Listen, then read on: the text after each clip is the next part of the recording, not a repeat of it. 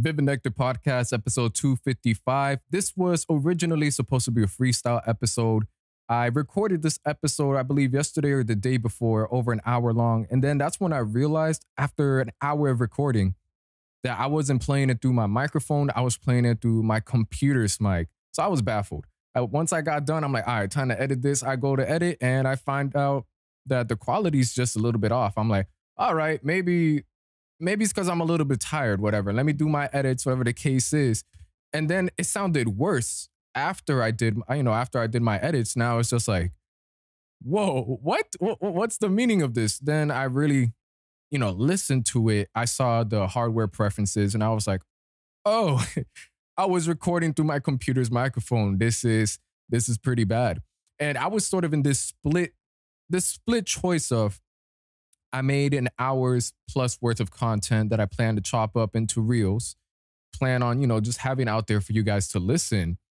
Do I take the hit on the audio quality in order to release some content, make it sooner than the week I've been doing these podcast episodes?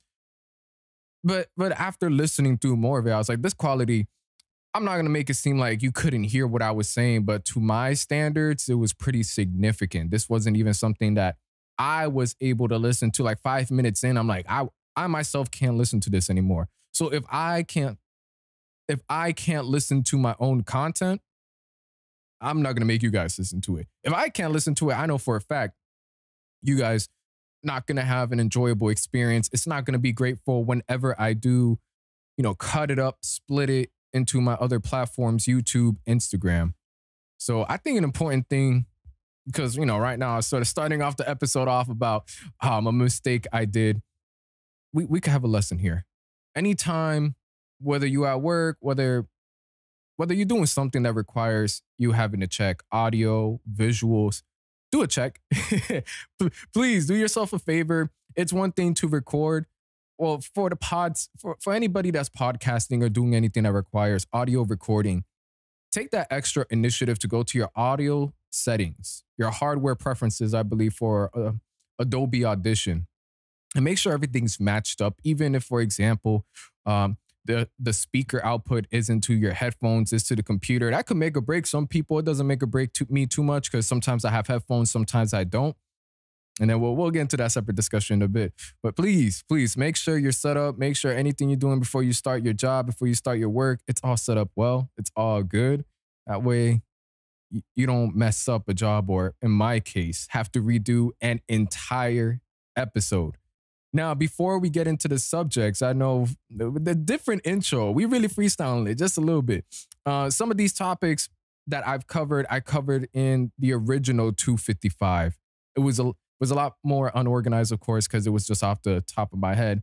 But now the fact that that was basically like a practice run, it's going to be more refined, which is going to be dope for me to see like in real time as I speak about it. But as far as the subjects, it's been about a couple days since these two occurred. Kid Cudi, going off on a fan for enjoying a different version of a song that he released.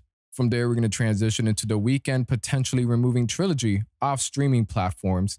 And both of those, I feel they're sort of related as far as like the way these artists, I don't know, the way they're viewing their own music. I was just like, weird decisions. We'll get into it. I have it as something, this subject right here, that's what I want to talk about. Relating to crypto having a complete meltdown over the past year. Coachella NFTs disappear. It's not going to be too much of a conversation, but it's just something I want to discuss. Like NFTs, music festival.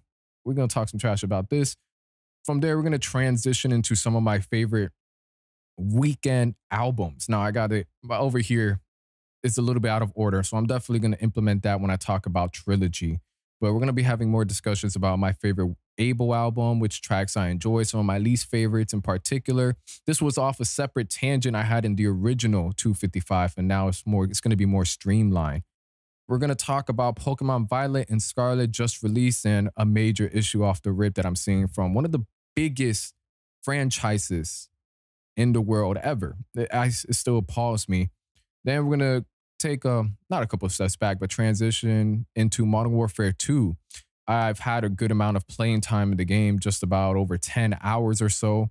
I feel personally for me, that's enough for me to give you a nice breakdown of the multiplayer, haven't played the campaign, so I can't do a full review on the game. But as far as multiplayer, me being a two-time Call of Duty world champion, I feel a conversation needs to be had about it. And then finally, I want to end this episode off with the fact that technically this is the 1 year mark of the Vivid Nectar podcast. Yes, 1 year mark. Even though if you look in my library, you'll see the first episode being recorded at some point in the middle of December. I originally uploaded the first episode in early November, but to me, the quality of that first episode was so bad that I didn't want someone at that time to get introduced into the podcast. They go straight to episode 1, and it's not gonna be a good look. Even though I feel now my audio's a lot better than it was the first, those first couple episodes of my podcast. Starting off from the one I've already forgot the name of it. But compared to like the OG first episode, it was night and day difference from even what would be considered episode 2. So like the OG episode 1 compared to the episode 1 I have on this platform, night and day as far as quality. And even then, I'll save what I was about to say for whenever you get to that point, 1 year mark of Vivid Nectar, talk about numbers, talk about my experience, the journey, all the fun stuff that comes with celebrating a year. And right now I'm just making sure everything's still recording. You see me like sort of looking down. All right. Yo, I missed y'all. I say it every single time. This episode is being uploaded a lot earlier than the recent 1 episode a week. I know for any of y'all that watches my reels on Instagram, or that's how you digest most of my content, I ain't going nowhere. I just want to say that the episode's content is still being uploaded on streaming platforms and YouTube. So as far as the short form content, it hasn't been here. I haven't been present. And usually I would take the time to say, not even to say anything, just to start uploading again and be like, whether it was like a week or 2 weeks, I'm uploading again. Not going to pay too much of my attention on that. But I've been gone for since 2 weeks, a little bit over 2 weeks, since November 2nd when it comes to Instagram short reel content. And that's okay with me. I didn't properly announce that I was going to stop for a bit, but I was just more stepping back, still doing the, long form content. It's just like, how do I want to push this? How do I want to push this short reel content? I was experimenting with a couple different things. Some of that I'm going to continue. Some of that still in my mind. No, just continuously refine what I do for short form content and ultimately how I perform here, because I chop up whatever I do here and bring it up into Instagram. So since November 2nd, I haven't been around. I'm still here. I'm still chilling. We still living life. We still living good.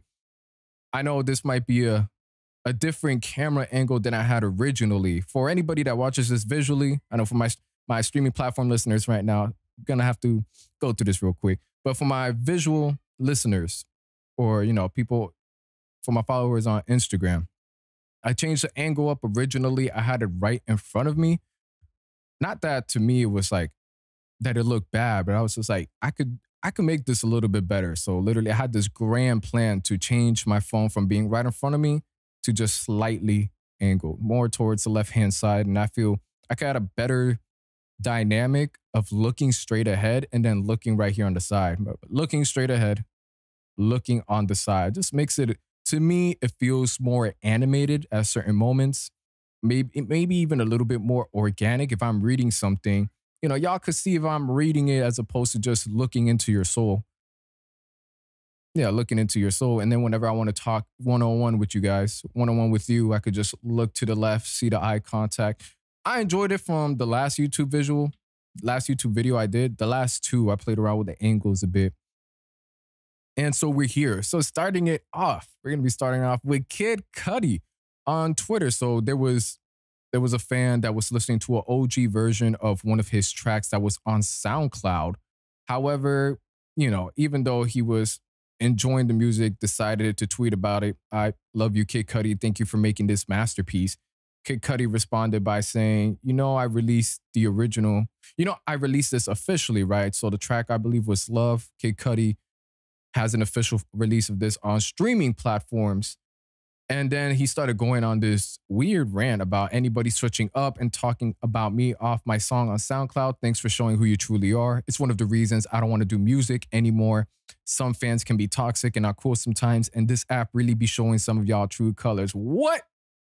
Even reading this again and speaking about it again, it doesn't click in my head. I'll be happy when I start making albums so I don't have to deal with this madness anymore, so on and so forth. You get the idea behind it. Now, as far as the way I'm viewing this, I'm not an artist as far as making music.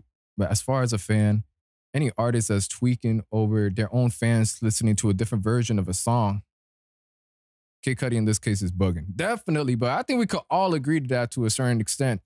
Hopefully, we can all agree to that. But if you have different versions of your music out there in the internet, people that are your fans or not your fans are going to listen to it. And I believe if a fan's able to enjoy a different version than the one you approved, I believe that's a greater compliment to to the artists themselves. You don't think?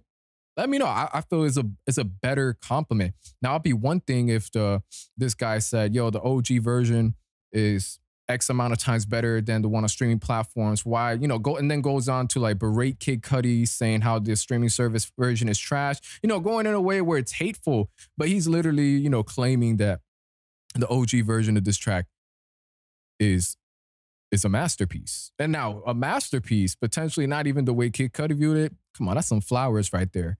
And then Kid Cudi going into, I want to say maybe he had a bad day. Maybe he just emotionally, whatever's going on in life, just translate into reading this and it wasn't clear. But just, sort of going off on this. And that's the reason he's not making any music. Nah, he's definitely going through some stuff, which is fine. And not by fine, like, oh, he's going through whatever it is, what it is. But everybody goes through something. He probably had a bad day, a terrible day, not having a great time mentally. Going on this tangent, this rant. But overall, I think it's petty. I think it's ridiculous. And I'd be damned if I had an artist telling me that I'm toxic, and I'm switching up. Because number one, as far as the relationship between the fan artist, I could sit here, and it's not so much a lie, and say, I do care about some of these artists as a person. But a majority of the time, I really care about the music and the artist, not the real person. So for Kid Cudi, seeing something like this, I'd be like, man, I hope whatever he's going through, he eventually is able to overcome it. Keep swimming. Y'all know how it is. Keep swimming, do your thing. But I'm not going to be here like, damn, I really mess with you, Kid Cudi. I really mess with you. I really mess with the music. Scott, this hurt me. No, it's not that deep. I'll keep listening to that version. So on to the next one, which is sort of similar. Abel is sort of contemplating removing Trilogy from streaming platforms because for those of you guys that aren't aware, for my Abel fans, y'all know what's up. Y'all know what's up with the difference between Trilogy and the 3 mixtapes that are inside that compilation: House of Balloons, Thursday, and the Echoes of Silence. All of them were packaged together to create the compilation tape Trilogy, and then we got a couple tracks thrown in there that weren't on the original mixtapes. A couple notable things to note is mixes, how overall it sounds, and a couple differences you'll hear from the original mixtapes to the more, at times, even though it could be a little bit more polished for certain tracks, it loses sort of that ambience that some of the, I haven't listened to it, but I would say like ambience the original had. I know for me, I rarely visit Trilogy right now, but I also rarely visit the original mixtapes. However, when I did listen to any of the songs on Trilogy, I would prefer to listen to it on its original mixtapes. That's just the way it is. So whenever it comes to House of Balloons, High for This, What You Need, Wicked Games, Loft Music, I'm listening to it on House of Balloons, downloaded in my files. I'm not listening to the Trilogy version. I could feel and hear the difference. Now, anyhow, Abel wants to remove Trilogy off of streaming platforms because he wants people to listen to the way it's intended to be listened to. Okay, that's fair, but I believe letting your fans, even casual listeners, because listen, if you're a fan of Abel, number one, you probably already understand that Trilogy is a compilation album. If you're a fan of Abel, you understand that. And then you understand it's based on the original 3 mixtapes. Now, for someone who's a casual listener or it's getting introduced into The Weeknd over the past couple albums, 2016 Post, but at this point, maybe After Hours, because After Hours, I could see a lot, people still being introduced to The Weeknd through that album. I could see how a tweet about listening to his prior music could be a pretty nice push to them if they follow them. Now, to delete Trilogy for the sake of you want people to listen to the original mixtapes just doesn't make sense. I'm gonna read this other tweet Abel posted. If y'all want to hear Trilogy how it's supposed to be listened to, listen to House of Balloons, Thursday, Echoes of Silence. Now all samples are on Trilogy and the mix isn't the original mix. But shout out Trilogy, but FYI for the new fans, it isn't an album. Basically some of the stuff I already said. Almost forgot to mention, yes, samples. Honestly, I can't remember the samples too much because I believe they did a decent job, his team, of replicating some of the samples originally used on Trilogy. But those were one of the things that if you really listen to, you could tell there's a difference on there. Like a tweet like this, I feel was dope. Definitely do this for your fans if there's a version of your music that you prefer them to listen to. Like going back into Kid Cudi's situation, it could have been like a better approach would have been, I appreciate you listening to the OG version. And maybe if he had the curiosity if the fan knew about on streaming platforms, said, I already released this on streaming platforms. Which one did you enjoy? Why not say which one you enjoyed more for what reasons and let everybody else know, like, hey, if y'all didn't know about this previous version, check that out too, because at the end of the day, it's your work. But going back into the Trilogy, it was noted here in the Twitter thread, but I'm not going to go dive too deep into these Twitter threads. But for me, I could see why people, even fans, would prefer Trilogy to the original mixtapes. Something that holds me back to listening to music that isn't on Apple Music or Spotify is the ease of use, which in real time, there really isn't that much of a difference from me going on Apple Music to going into my files folder and listening to the mixtapes I have downloaded on there. It isn't that big of a difference. But then I find myself, to practicality, I'm already on the Apple Music app. I already have albums, playlists. I already just boom, music download. It's a seamless transition that, while listening to music, does make a big difference. So I could see how Trilogy will play a part for anybody that's already in their app. Like, I want to have everything set up here. So if I want to listen to Loft music on Trilogy, I could just boop right there and then. Another issue I have with potentially removing Trilogy from streaming platforms is, where are these people that listen to Trilogy, assuming, for the most part, everybody going to be using the music app. Are they going to go out of their way to download the original mixtapes and listen to it on their own way of listening to it, whether it's on MP3 file, download converters, whatever the case is? Are they willing to take that extra step? Because I believe this is more geared towards the casual listeners. I already believe the fans, or even this able fans and stans that really understand this. Because I believe if you're a fan, you already know this. So not compared to casual listeners. They probably do it a bit, but for the people that prefer Trilogy, why not just let them enjoy Trilogy? And there was another tweet. Yeah, the Weeknd tweeted this to somebody that said the Trilogy version is 10 times better. But the Weeknd saying, yeah, but for example, Birds Part 2 on original is way better sounding than on Trilogy, my personal opinion. I find it great that fans have two choices. You could get from the original mixtapes or the Trilogy version. And I feel there's nothing to gain from removing Trilogy, but besides, I would like to call it having a bit of ego involved in this. I want it to be listened to my way. Of course, coming from someone that isn't an artist, I probably wouldn't understand that.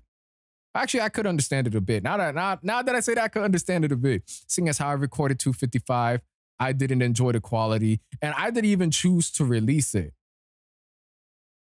But releasing it, what if I would have released it, but then eventually taken down, put the new one? I don't know. Would there have been somebody else like, hey man, I enjoyed that version better? You enjoy worse quality?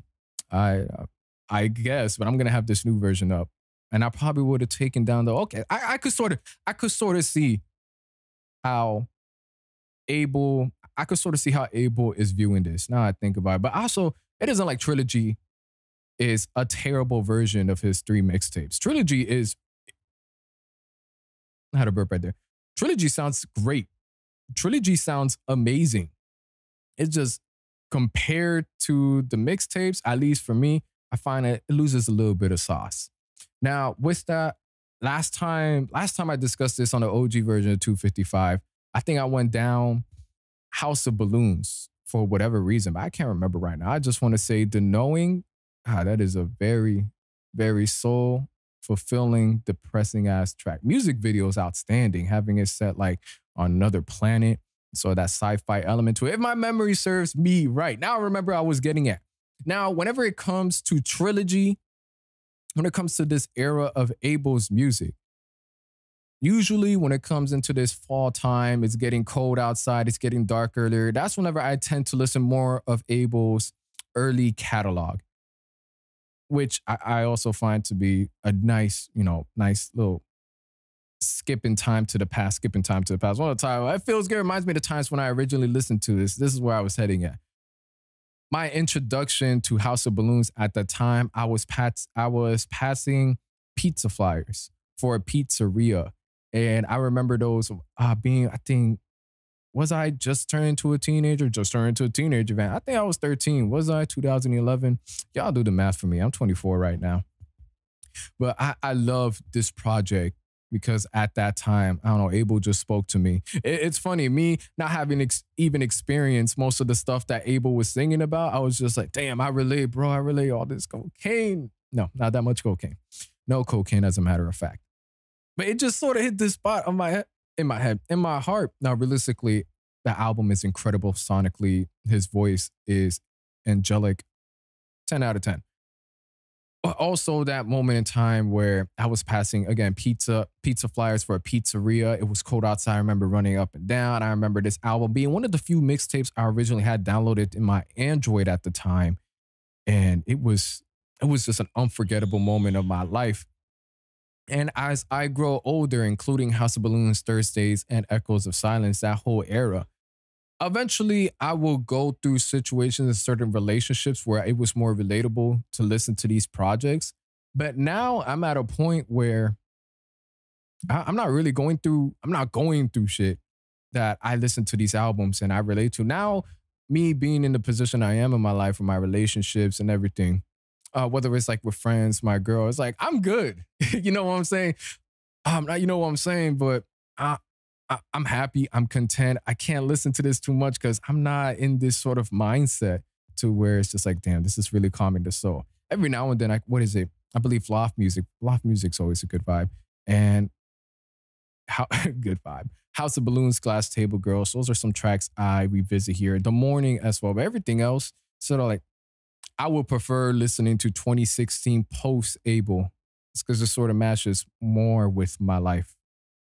Again, we freestyling this, so this is why I was just sort of like, this part, I don't remember doing this part in 255, what I'm saying right now. But this part was on the OG version of 255. And we're going to be going to what I find to be my favorite Abel album, Starboy, released in 2016, September 21st. Damn, it's really been about, 6 years? 6 years. Now, I'm mentioning this because then there was a bit of a conversation of, Trilogy's the best, even though it's a compilation tape project compared to everything he's ever released. Like, whoa. We got Starboy. And I'm highlighting Starboy. Some people be like, Starboy, dog, you put that? Yes, I'm putting Starboy over Trilogy. It's my favorite. Even though Trilogy is a compilation. I'm putting that over Echoes of Silence, Thursday, and even right now, House of Balloons, After Hours, Beauty Behind the Madness, Dawn FM. Yeah. And then there's some other Abel album that at the moment, I'm not able to think. I don't know. It's just so bad. I don't know why anybody would listen to Kissland. Yeah, I don't think Kissland's that bad.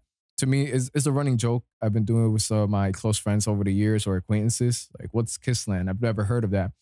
But I don't want to, we're sort of everywhere right now.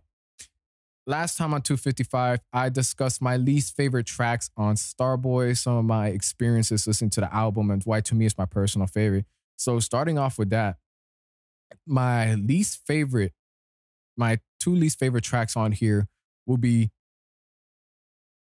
Wow, I'm forgetting. No, no, no. Sidewalks with Kendrick Lamar.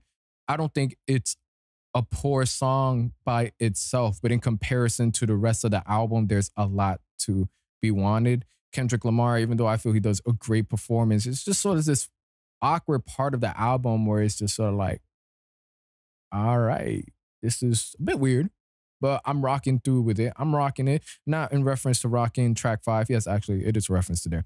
And 6 Feet Under, I believe, with, was it 6 Feet Under? No, the other one with Future. Even though they're great, 6 Feet Under and Nothing Without You, I find for me to be my least favorites. Now, for the tracks that I enjoy a lot, at least most recently, it has to be A Lonely Night, Attention, especially that ending of Attention. And then right now, it's probably Die For You. Die For You is therapeutic, especially back in 2016. Not that I was willing to die for anybody. Well, maybe. But discussing some of my least favorite tracks on here, 2016 when this album dropped, it dropped at a very crucial point for me because I was graduating high school, going into college, in college while also working. So the same way Abel cutting off his dreads, going into this going through this transition of his life into this new person he's become, I felt I was like on the same wavelength throughout the album release and listening to it. I was messaging Abel and I was just like, yo, I feel like we're both in sync right now with our positions in our life. And I just wanted to mention that.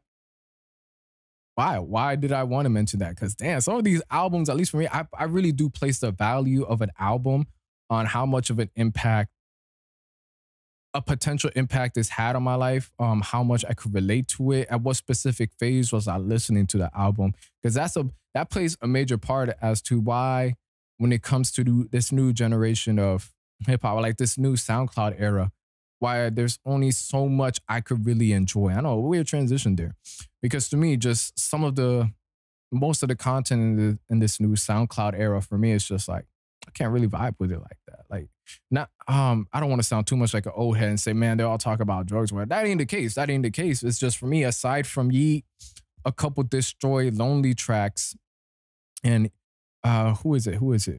It wasn't Ken Carson. It was somebody else that wasn't Ken Carson. And then maybe based on how I'm already speaking on, y'all like, damn, what's this guy? He's not naming all the heavy hitters. I can't really rock with them like that. I think they do make good music, but I can't listen to it day in, day out. I could just say, I could listen to Yeat and I feel his music already fulfills like what 90% of people in relation to Yeat's kind of music does. If that makes sense for you guys. I know I could break this down a bit better, but we're freestyling here right now. I know some of y'all like, what? What was it? Kana? Is it Kana? Somebody else. I don't know. I think I listed everybody from Opium, Ken Carson, Destroy Lonely. When it comes to other artists, that's whenever it's just like, I'm sort of forgetting. Like Summers, he doesn't make bad music. I haven't been able to gravitate towards Summers. But now whenever we talk about people like Kenny Mason, y'all seen that I show love to the music on the Instagram, spoken about it plenty of times, whether it's through the features or the individual tracks.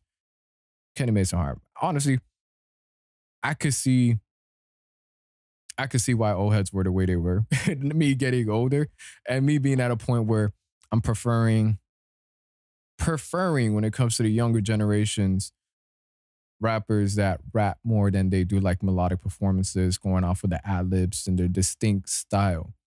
Now, I actually want to take a couple listens to a couple artists that more or less I just have to really push myself and see if I really stick with any of them. But going on from here, Starboy, Weeknd, a little bit of Underground, House of Balloons, all that jazz. Some of this wasn't the original 255. Some of this was brand new for this version. Now, recently, I'm not too big when it comes to whatever a rapper says, what are my thoughts on it. But sometimes they catch my attention. 21 Savage saying Nas isn't relevant when it comes to hip hop right now. I've seen a 30-second clip, a minute clip, and a 2 minutes of like right before, right after. It's that way I could get the entire, as much information as I can from his statement. Because sometimes clips get taken out of context that could completely change everything if you just watch a little bit more. For starters, the biggest red flag is it was on Clubhouse. I believe most of the things hip hop related that come from Clubhouse is always like usually either out of context or it's just a mess. It's just a mess. And now, 21 Savage saying Nas isn't relevant right now when it comes to hip hop. He's not wrong completely. The fact that he wasn't able to really break into it, I felt there wasn't enough information in that statement and the before and after, because immediately after that, whoa, what do you mean? Is just like there needed to be a heavier talk. So I'm going to provide that. I believe when it comes to a mainstream hip hop a mainstream hip hop listener right now in 2022, Nas isn't as relevant to them as people may, as hip hop fans and people that are invested will make it out to be. And I don't believe there's anything wrong with it. I wouldn't even say hip hop casual listener, because right now hip hop, I believe there's probably been like a slight decline, but still the biggest, if not one of the biggest, I'm pretty sure it's the biggest genre in America. So even the casual listener that's tuning into hip hop music, they probably don't care about Nas. And that's fine. There's nothing wrong with that. That's something people got to understand too.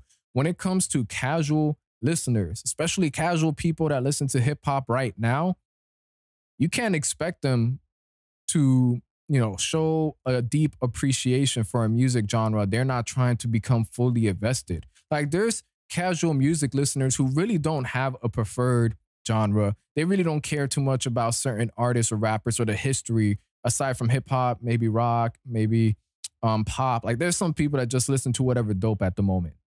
So I feel to them, to that casual audience, to those casual, I wouldn't even say enthusiasts, to those casual consumers of hip hop music, Nas isn't relevant. And that's okay. We're not stressing over people that are not really that invested in hip hop, not caring for Nas. But now I do want to say, for anybody that is a genuine hip hop fan, a genuine fan of rap, that you're able to appreciate whatever's on the underground, whoever's been here for a long time, the OGs, whoever's in the middle, that's able to appreciate all kinds of hip hop, Nas is extremely relevant, without a doubt. I would like to say most of y'all that watch me at some point have listened to Nas's new stuff in the past 2 years or so, enough to where you could list some albums. I would like to believe that. Y'all, you let me know. Are you listening to Nas like that? But whether we're talking about the King's Disease trilogy and the Magic tape that he dropped, I believe last year, Nas has been incredible.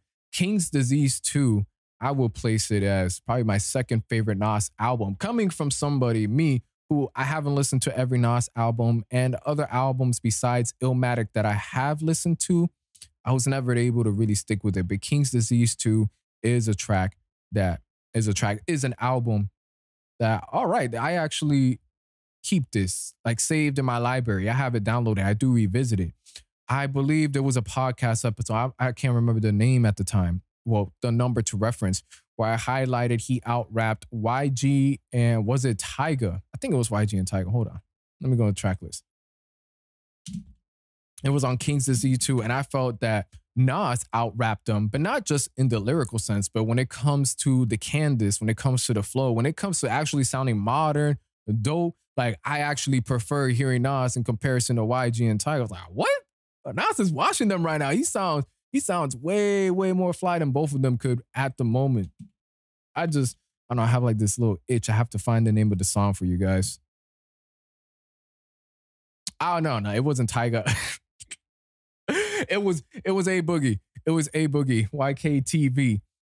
He outperformed both of them. And I was just like, I could genuinely see Nas rapping and hanging, or even exceeding the performances of some of the rappers right now that are, like in the mainstream hot, whether we talk about the Babies, the Dirks, Nas could definitely match or outperform. Or even when I was listening to, what was it, Wave God off of Magic with A$AP Rocky, I'm like, yo, Nas, coming from someone who's very, what I say, casual, Nas fan, I'm going to be real with y'all.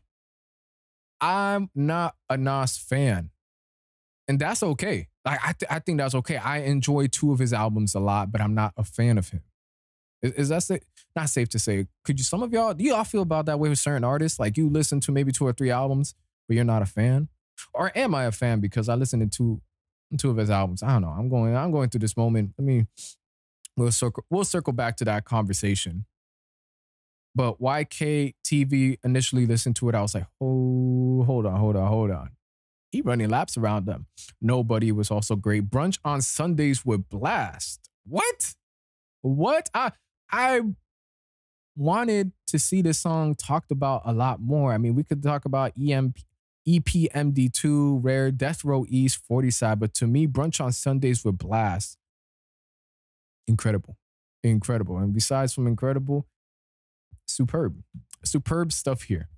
Now, to go over some numbers in regards to Nas, shouts out hip hop numbers, providing these statistics, giving the credit because this man, again, be putting a lot of work for this. Sorry, I had a burp. Nas is set to become the first 80s, 90s rappers to chart 4 new projects on the Billboard 200 this decade. We have King Disease 1, that was number 5 on the Billboard 200, King's Disease 2, that was number 3, Magic, that was number 27, and King's Disease 3, projected to be around the 11th spot, but still on the Billboard 200. 200 albums. Since the 80s, 90s, he's been rapping, and he's doing this independently. This is something important to know. This isn't a major label pushing him 24/7. He's not even sacrificing the quality of his music. For me, I can make a case saying like King's Disease 2. I've listened to a bit of King's Disease 3, not too much to where I could comfortably say what I'm about to say. King's Disease 2, to me, is a top 3 Nas album. Now, take it how you want it, because I can only list 2 right now. Illmatic, King's Disease 2. But whenever it comes time for me to really go through his discography, look through what I have saved on my phone, what I genuinely listen to, King's Disease 2 blew my mind away in a great way. And I just want to put that out there. Now, 24 rappers who dropped their first project pre-2000 have charted a new project on the Billboard 200s in the 2020. And that has been, 24 rap. I'm confused right now. I'm supposed to be giving you this analytical information, but this is why we freestyling it. I enjoy freestyling a bit. 24 rappers who dropped the first project pre-2000 have charted a new project. All right. I see exactly what it means. I don't know what went on with me.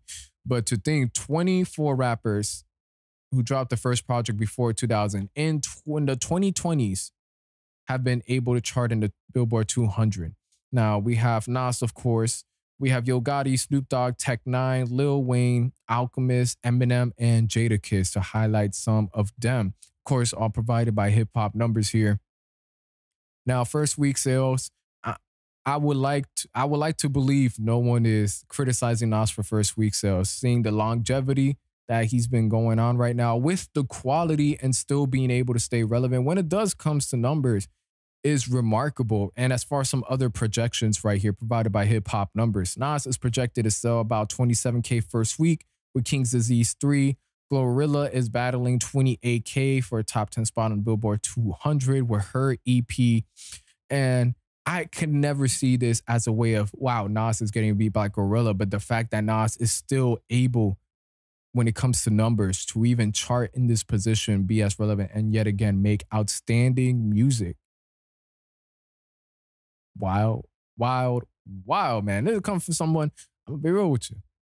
Now that I have some time, I am a fan of 2 Nas albums. I've been a fan of several features that I've heard, not completely invested in his discography, but it's well done. This is well done.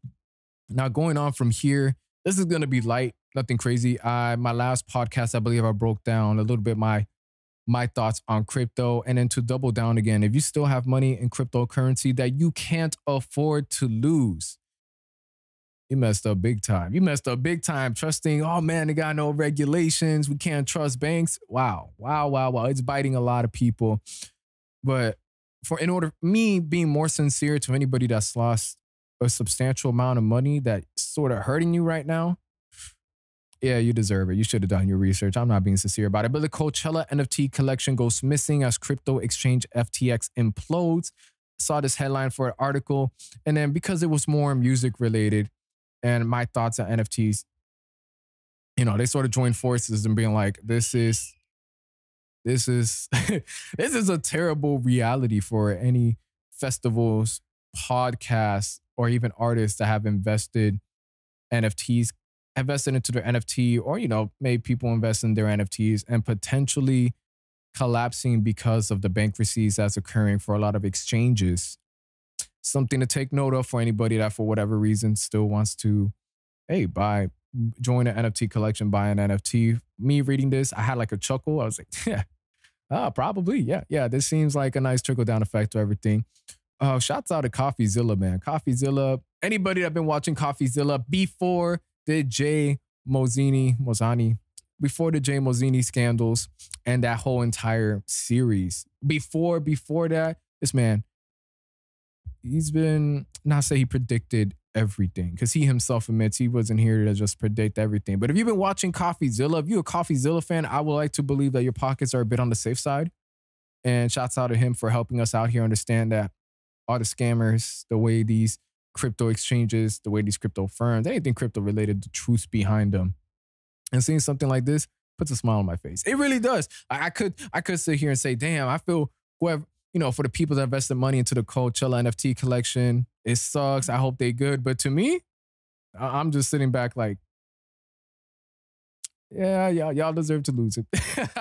Not really deserve to lose it, but I really invested money into the Coachella NFT collection. Like, there's just certain NFT collections I'm like another one that I actually want to see pan out good. I actually want to see this NFT collection succeed would be the Full Send one with the card and everything. I gave my thoughts on it again on a podcast number that I can't remember, but that's an NFT collection that I watch it. I'm like, I hope it works out just for there to be like, legitimate track record for certain people. But if it fails, it's sort of like, y'all believe these promises? You see my fit? All right, going on into the next conversation. The next one, Pokemon Violet and Scarlet released, I believe, what was it, today? Or was it yesterday? Anyhow, it released, and I've watched a couple different gameplays of it and reviews, not for the sake of that review is going to be how I feel about the game. I believe Pokemon Scarlet and Violet did a numerous amount of things right from what I've seen. I'm enjoying a good majority of the new Pokemon designs. They feel like Pokemon without me even having to play it out. It's just like, I feel it's like a Pokemon. I love the fact that they're continuing, even though it's been long overdue, from Pokemon Arceus to where it was almost completely open world, 5 distinct regions, to now in Pokemon Violet and Scarlet, it's completely open. Being able to fight, I believe, gym leaders in the order that you want, being able to have that level of freedom in a Pokemon game, having open world interactions with other Pokemons and other things to do besides battling, I find enticing. Like, the little kid in me wants to go out there and buy this game and play it for hours.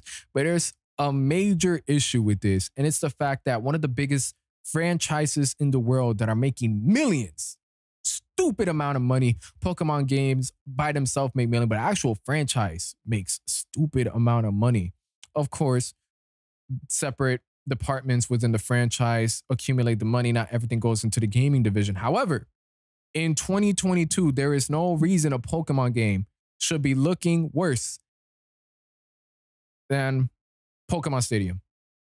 No reason. I'm not going to buy into the fact that, oh, it's open world, where the Pokemon are in the open world. The fact that it's open world, there's no excuse for frame rates to be as trash as I've seen. There's no excuse for certain moments in the game, like textures to completely disappear or just flat out ugly. And this isn't even an exaggerating for any of you guys that are watching this. I don't know if any of you guys watch me for Pokemon content. I sprinkle it in here and there because it is like a childhood passion. There's like a big red flag. If Pokemon Stadium on the 64 is having better textures than a Pokemon game in 2022, it's been over 20 years. I don't want to hear the fact that it's open world. The game looks ugly, it performs pretty bad, and there's a lot of glitches. And this is coming from Nintendo, who, it isn't like they have a completely clean slate, especially when it comes to Pokemon. For whatever reason, their biggest franchise seems to be handled the worst as far as performance. But this is just laziness.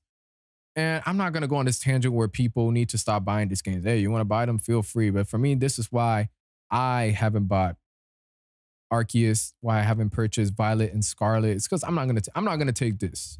Now, in the future, after 30 patches, which I doubt is going to look any better, we've seen it with Sword and Shield. We've seen it with Sword and Shield. It still looks pretty bad as well. it will probably perform better as far as frame rates, but from a technical aspect and honestly gameplay, if a game looks bad, plays trash, it doesn't matter how much fun the actual gameplay could be. I'm staying away from it. This is something I want to speak to y'all to be like, hey, this is pretty bad. Don't buy it. And hopefully we get a version on the PC where it's HD, like full on 1080p, 60 frames per second. We have people upgrading the textures and giving it some stability, because that will be a version I want to play. I believe for Pokemon Arceus, they have a PC version right now that I've been waiting for more updates that we can continuously be refined, but it's at a point where it looks pretty great. It looks great. Improved water textures, improved frame rate, improved textures, overall performances. And I want that to be my first experience with Arceus. And hopefully I see that maybe like a year and a half from now with Violet and Scarlet. That way I could enjoy a definite, I would say, experience that we should be having. Like, unfortunately, our expectations have to be so low for Pokemon that we still get disappointed when it comes to this department. Technicality, graphics. Hey, but we live in, right? Anybody that's been playing it, let me know. How are you enjoying the game? How are you able to push through? My flash turned off. How nice. So I knew it. I'm going to have to record this again, but that's fine because I could have, let me turn on the recording right now. I could have this in sync for whenever I edit it. For you guys visually right now, the visual went off real quick. That's why I was paying attention to this right here. But to end this off, we got Modern Warfare 2 multiplayer review, and then we're going to be talking about Vivid Nectar podcast over the past year. And I want to start off by saying Modern Warfare 2 multiplayer is incredibly fun. I'm playing on PC. As far as settings, I'm able to comfortably play at ultra settings, 60 FPS, because I genuinely can't tell a difference above 60 FPS, and 1440p resolution, even though I rendered down just for the fact that, I don't know, for with Modern Warfare 2, just sort of looks better not being completely on 1440p. Some of the information to know, that way you can see how I'm gaming on it, because that does, I believe, play a part into how it could affect someone's multiplayer experience. Now on PC, there's been numerous amount of issues. Like the first 3 days, the Modern Warfare 2 multiplayer was working pretty good with me. No lag, no weird stutters. And then after a couple updates and just patches that for me ended up making the game perform worse, files were corrupted. So at points, the multiplayer experience for me was, I was playing in straight pixels. I was playing through severe amounts of stuttering, which was detrimental to the experience. But the game, to me, the gameplay and the gunplay is so exciting and fresh to me that I continue to play it even with those issues. So that goes to show you, I believe that speaks volumes for the kind of game it is if I was playing through those issues. Now, as far as the guns, I love the fact that guns have actual recoils. There's actual weapon sway. There's actual recoil, like the aiming stability. There's an actual impact in these guns in their base forms. Another aspect of multiplayer I enjoy is the fact that there's certain weapons that genuinely feel the less attachments they have, the better the gun is. I love this form of balancing when it comes to Call of Duty, because I felt past Call of Duties, max out the 5 attachments, you're going to get the best version of a gun. In Modern Warfare 2, through my personal experience, I find like I have a 74U setup that only has 3 attachments, and through various different attachment upgrades, playing barebone, I find this to be the best version of the gun for me. The fact that I don't have to max it out, or even when I do, I find it performs worse than if I just have these 3 attachments, is immense. Or even at times, I believe, what was it? Not the M4, but what the AK-47 should be. Sometimes I rock it with no attachments, and I find it to be a lot more consistent, hard hitting, and better than when I do have it on attachments. I do have one with no attachments and one with 5 attachments. Right now I'm testing out both, and that in itself, I'm just like, all right, I think it should be great like this. And then having the attachments just improve the gun to a specific playstyle other than just overall. I feel this impact from a practical sense. Maybe on a technical level, it might not be true, but again, this is my perspective. The weapon tuning, as far as like the suppressors and things like that, I love this element to it, aside from the fact that attachments do their own effect on the guns. The fact that you could tune these attachments further to your own specific playstyle. has me in the menu for about a good 10, 15 minutes anytime I create a class. And just that extra layer of decision making that I enjoy a lot more having this in Call of Duty instead of just, well, here's the meta, roll with it, whatever the case is. But in this case, it's just like, no, I believe people could really make their own personalized weapon that could perform better than whatever's a standard meta. I genuinely believe that, especially seeing as how I'm playing it, I'm experiencing it. Now, as far as the gunplay, as far as the attachments, I've just given you my feelings for that. To go back into the performance, because I sort of just skipped that over. Recently, I deleted the game, re-downloaded it. It's been performing a lot better for me on PC. However, I am getting these random spurts of stuttering that occur for like about 3 seconds. And initially, I thought it was lag, but it's moments where the game just stutters and whatever I do doesn't register. So I could be aiming at a UAV to shoot it down, but once the stutter starts, it's almost like I've never aimed and I'm back to square one, which gets me killed. I can't tell you how often I get killed dealing with this issue, to the point where sometimes it stops me from playing. At other times, I'm able to sort of cope with it.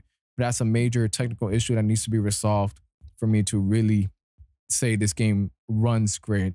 It has a big amount of issue. Had big issues on PC, and right now there's a stuttering problem that really takes down the experience. Now, going into the maps of Modern Warfare 2, aside from the one that's on the Mexican border, which I'm sort of growing into, they all range from fair to amazing, honestly. The one wherever you have the bridges and the underwater pathways, I think it's an amazing map. Whenever you have the colors saturated in the settings, I also find it to be a beautiful map, seeing as how everything sort of looks like a sunset.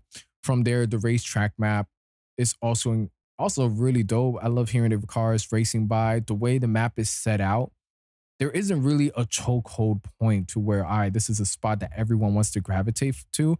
I feel for the most part, everybody just sort of runs around, stays more, more to the middle. But whenever you're playing any objective game modes like Domination or Headquarters, I feel every area it shines. Whether we're talking about from the back with the buses, or all the way in the front where we have, sort of 2 houses in the back, or going all the way to the right-hand side where we have the area right next to the racetrack is pretty dope.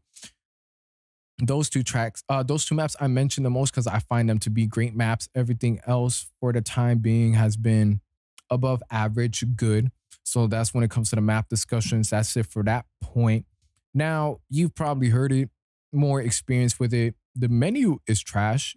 It's like a mobile game. They had like the developer of Hulu work on the menu. It doesn't make any sense why they did that, but for whatever reason they did. Making sure my setting on here. Is it completely away? They need to revamp that, especially the perks. The UAV spam didn't bother me at first, but man, whenever I'm playing up against a good team and I'm just seeing like 5 UAVs being put up at once, we need ghosts from the ultimate perk system.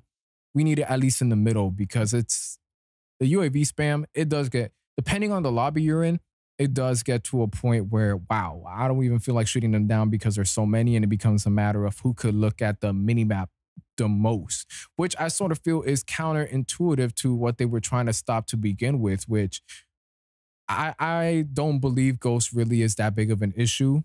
If you can't see, I don't know, there's this weird, even the way they're handling it, like this weird stigma against Ghost, like, oh, the fact that you can't be seen on the minimap or whatever. It's like, what's wrong with that? Like, what's wrong with actually just playing the game and just finding people in that way based on where your teammates are, based on the gunfire you see on the map? So the fact that they're, all this is getting put to where people could be seen easier caters more to a casual fan base, or not even casual fan base. I'm not even going to talk politically correct like that with COD. Nah, to the scrubs. It caters to the scrub. It caters to the people that don't know how to play. And it's just frustrating. Definitely frustrating. If they were just to balance that out and make it to where the ultimate perks come in like about the halfway point of a game match instead of more like the 75% point, it will make the gaming experience better. And overall, I mainly play multiplayer. I don't play anything else, bother with anything else. Modern Warfare 2 multiplayer on PC has more refined gameplay in comparison to MW19. Not as many maps, and the maps we do get is a bit lackluster in comparison to 19, just because those maps were extremely well made. I really do find them well made. We recently got Shoot House, which is a dope plus. And since this is officially, we have the Battle Pass Season 1, I can't say too much of, oh, we don't have calling cards, we don't have all this and that, because it's here. But I felt it could have been added in earlier, but I enjoy the fact that now we do have our own combat records, barracks, we do have calling cards, and even as much as people dislike the store, I do enjoy the fact that I'm able to buy whatever calling card I want that looks pretty dope. I mean, realistically, I would prefer we had a large choice just off the base game like we did in previous Call of Duties. Black Ops 1 is a phenomenal example of this. Amazing calling cards that you didn't have to pay for them.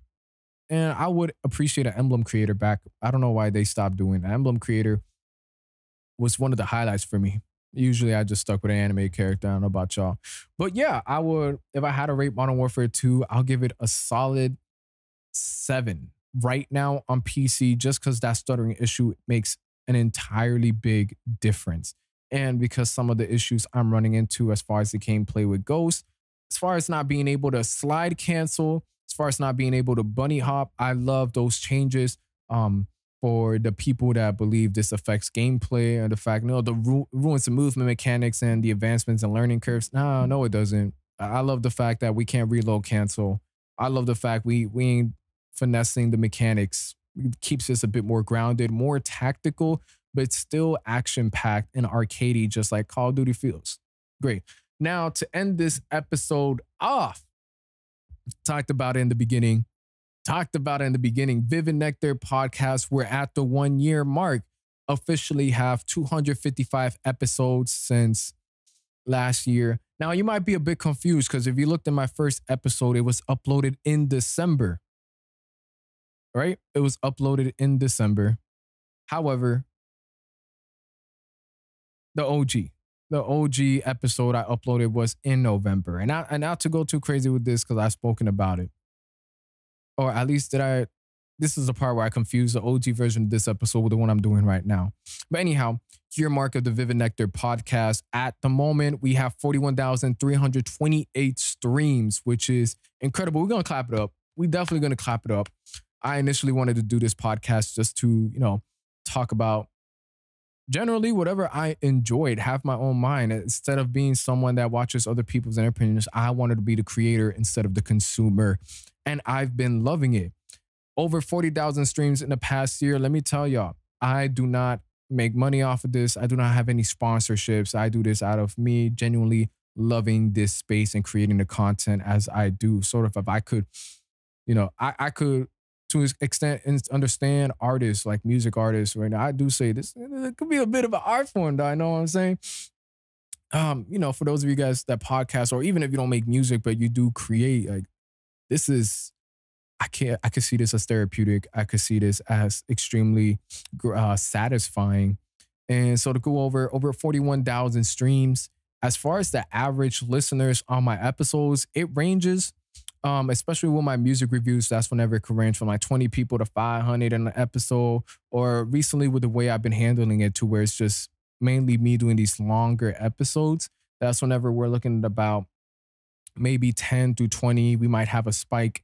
Then that's the averages I get. Every now and then I have an episode that will probably go 30, 40 plus. So I wanted to give you some of the real numbers behind my podcast. I'm not going to sit here and say, yeah, I got like 1 million. No, I'm going to tell you the real numbers I got going on. Just because aside from me being transparent, I'm not ashamed of having the numbers that I do have. I think it's important. I'm going to spit some game for anybody that's listening to this that wants to start a podcast. Don't compare yourself to other platforms. Don't compare yourself to what they got going on, especially when it comes to the numbers. That really was never an issue with me when it came to this podcast, because for me, it's just like whether I have over 40,000 streams or not in the entirety of my podcast, I'm going to still be doing this. I promise you that much. Even if it's not as frequent, at least once a week. Yeah, and that's important to know because hey, we're having a good time out here. But within the span of a year, 40,000 streams, the goal isn't, even though I did highlight it at one point, we're going to be getting millions of streams. We're going to be getting the millions. We're slowly going to get there. But I don't make this the sole purpose that if I'm not eventually going to reach 1 million, what's the point of this? It's just a matter of taking it episode by episode, genuinely. Now, I would like to believe, and I do believe we're going to do bigger numbers next year. But if for whatever reason my numbers were to decrease, it isn't a bad thing either. I'm not gonna find that as a, oh man, what's the point of doing this? Like clearly I did something wrong. And if I'm gauging it just on making the numbers go big, but yeah, I am trying to make the numbers go big. Now, I want to go in here like step by step and see some of my analytics. Some of my top episodes. A big one is Bruno Mars and Anderson .Paak Love's Train review. And that review, even looking back on it, was a great review. For whatever reason, Nicki Minaj episode right now, people are listening to it. And then this ranges top trending episodes on the daily. As far as, let's see, I want to get listener behavior all time. Yes, November 9th was when I originally released the episode. I got it right here. I get my top streams, my top 5 countries is the United States, of course, 15,000 streams. India with 2,500 streams. And let me round it up better. So the top 5 countries that have streamed my podcast the most: United States with 16,000, India with 2,500, France with 2,200, South Africa with 2,100, and the UK with 1,800. But of course, you know, not even for the sake of top 5, but going on from here, like Germany, 1,700, Brazil, 1,500, Canada, 1,200. Extremely grateful for people that I didn't think I could reach. Aside from maybe locally, some of my friends, the fact that there are people worldwide that listen to me, I'm extremely grateful and thankful. Thank you. Thank you for tuning into the Vivid Nectar podcast. Me, Alexander, y'all already know. But I'm gonna say every country. This is gonna be my last call, like they have on albums. Mexico, Australia, Nigeria, Kenya, Italy, Netherlands, Poland, Turkey. And it ain't like it's like one stream, one download. We talk about the hundreds right here. Zambia, Spain, Russia, Belgium, Argentina. I don't know what AA is. I'm sorry. For those of you that are in AA, I don't know what country that is. Chile, Malawi, Philippines, New Zealand, Sweden, Switzerland, Angola, Indonesia, Japan, Ghana, Peru, Colombia, Morocco, Romania, Cameroon, Ireland, Mozambique, Nepal, Portugal, Ivory Coast, Czechia, Israel, Australia, Zimbabwe, Denmark, Nepal, Algeria, Guatemala, Saudi Arabia, Tanzania, Greece, United Arab Emirates, Hungary, Slovakia, Egypt, Malaysia, Bolivia, Namibia, Bulgaria, Finland, Jamaica, Tunisia, Botswana, Senegal, Dominican Republic, Honduras, Ecuador, Paraguay, Latvia, Trinidad and Tobago, Thailand, Cyprus, Lesotho, Rwanda, Lithuania, Togo, Bangladesh, Costa Rica, Haiti, Panama, Singapore, Taiwan, Pakistan, Ukraine, Nicaragua, Croatia, Eswatini, Serbia, Estonia, Gabon, Georgia, Bahamas, Vietnam, Uzbekistan, Qatar, El Salvador, Luxembourg, Ethiopia, Ghana, Uruguay, Guadeloupe, Hong Kong. You know, I sort of regret going on this listing spree because I feel like I'm listing every country in the planet. I mean, I'm looking at the map right now. There is a crazy number that's highlighted. Meras, Azerbaijan, Sri Lanka, Benin, Burkina Faso, Mali, Puerto Rico, Reunion, Sierra Leone. Big Sean. He's not from there, but he has a song titled Sierra Leone. Belize, Dr. Congo, Jordan, Madagascar, North Macedonia, Slovakia, Uganda, Cambodia, Equatoria Guinea, Iceland, Kosovo, Mongolia, Brunei, Albania, Barbados, Bosnia and Herzegovina, Guam, Kauai, Suriname, Venezuela, Burundi, Guyana, Liberia, Myanmar, Papua New Guinea, Seychelles. Again, I'm not making fun of these country names. I'm just not going to attempt to say I got it right. I'm butchering some of these. Bhutan, Cabo Verde, Gambia, Lebanon, Maldives, Malta, Mauritania, Oman, Republic of the Congo, Curacao, Fiji, Armenia, Laos, Niger, Solomon Islands, Chad, French Guiana, Macau, Moldova, Salma, Yeah, I have about 200 other countries. Well, what I'm seeing right here in total, I have 202 countries that I've streamed to. Of course, as I continue on the list, is whenever it's less and less, going from the thousands to the hundreds to the dozens to eventually I see we're getting to a point where we're hitting individual number streams. So yeah, 202 countries over the past year. Vivid Nectar podcast. We here. We gonna continue to do this podcast, the evolution of it, the growth will. And I can't wait to see where this podcast will be years from now, just reflecting back on it, any changes, anything I continue on, and my own growth through it. Now we're at a point where I'm losing my voice right now. So, episode 255, thank you for tuning in. A bit of a freestyle, a bit based on the OG 255 that didn't save. And I just appreciate everything up until this point. I'll catch you guys on 256. I'm out.